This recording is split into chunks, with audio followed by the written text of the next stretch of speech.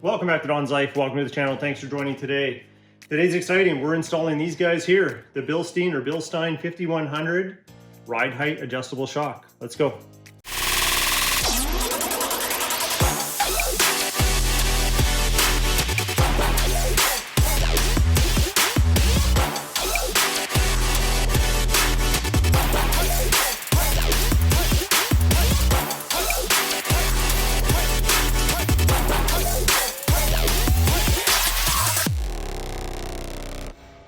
Okay, let's talk a little bit about the shock here. So the shock is ride height adjustable, like I mentioned before. So it does get shipped to you with this little snap ring sitting in this bottom location here where it's notched out. You can easily spread that apart and move it to any of the three notches. The top one gives you 1.1 inch of lift above the 2-inch factory that the vehicle already has. So that's the position that I've chose, and then we're going to install it. However, before you get too far and just start taking wheels off and everything, have a look at where the nuts are that hold the 3 bolts that's holding the assembly together. You've got 2 that are exposed on both the driver's side and the passenger side, but that third one is not easy to get at. So on the driver's side, you do have to probably remove the airbox, which is what I'm going to do to get to that third one. And for the third one over by the battery, there is just a insulated wire that's sitting on top of it. You can move that and probably get to it with a socket.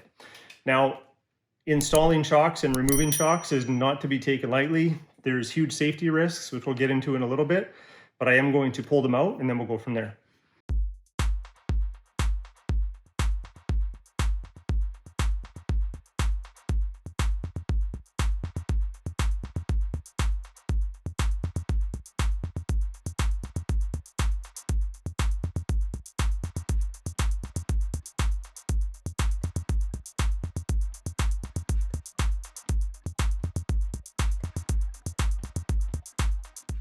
All right, now we have some access. You can see 1, 2, 3. The airbox is out of the way. Over here, we got that insulated wire. Don't know if you can quite see it there. There it is in the flashlight. So right in the middle of the screen, you have that guy, and then you can see the other ones there, and then the other one beside it, but we can get to those from the wheel well. So now we can lift up the truck. Let's measure the height of the suspension now before we go and do the upgrade. So we got 37 3/4 right to where the wheel well starts.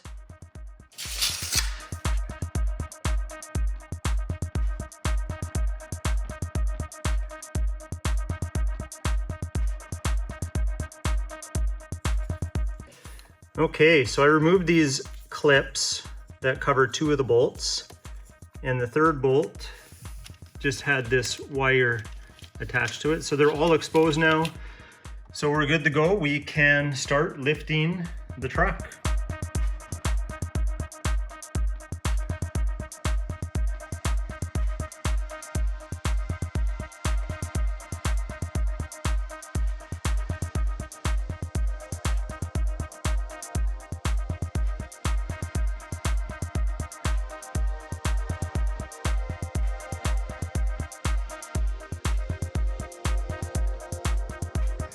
All right, look at that, pretty clean too. That's because I took it to the car wash first and made sure everything that I was going to have to deal with was in its best shape possible and not too mucky. Anyway, we got 2 bolts down there to undo, and then we'll undo the 3 up here.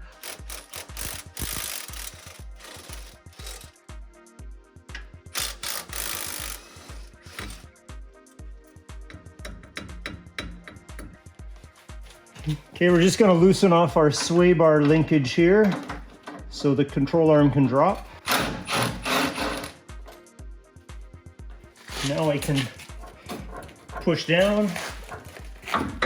All right, sorry about the lighting. We can't quite get it out yet because the upper control arm bottoms out on a bracket right here, which is welded in place. So I had to knock loose the upper ball joint. I'm just gonna finish taking this off.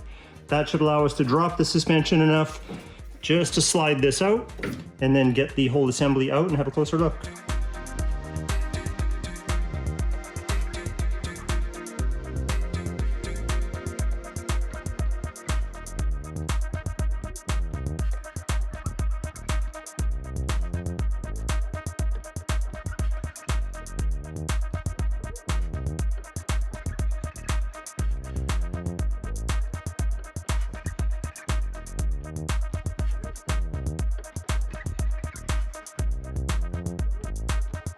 I just used some wire to hold everything together so there's no pull or tension on the brake lines. It's getting late here, so I'm gonna pick this up tomorrow, but we got kind of phase 1 done. Taking this apart is gonna be phase 2. Putting it all together and reassembling will be phase 3. So I'll see you guys tomorrow. All right, it's actually 2 days later. Got my winter coat on because we're going on a field trip today. So I did have a spring compressor lined up, but then when I saw it, I didn't think it was up to the task. And like I said before, you don't want to mess around with these, especially if the equipment you're using is kind of subpar. So I'm actually going to go to a buddy's shop.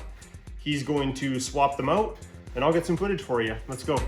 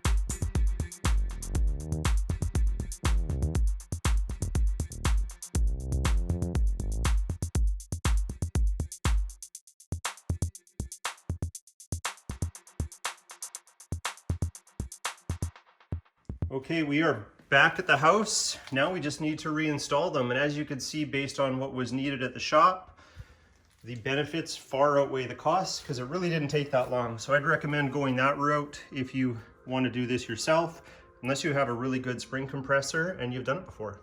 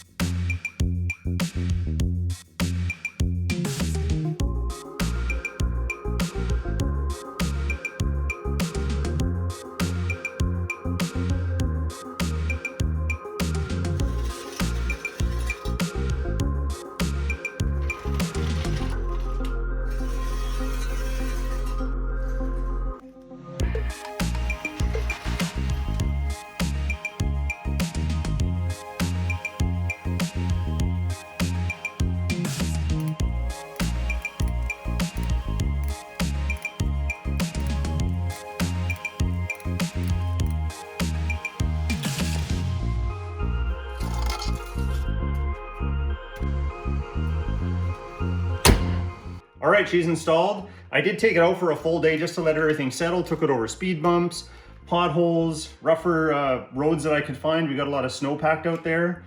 And I have to say the ride has significantly improved.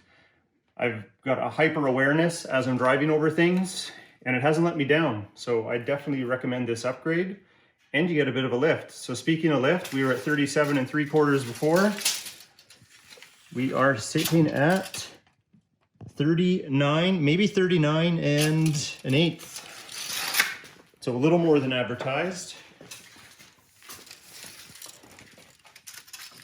And the same thing on this side here, 39 1/8.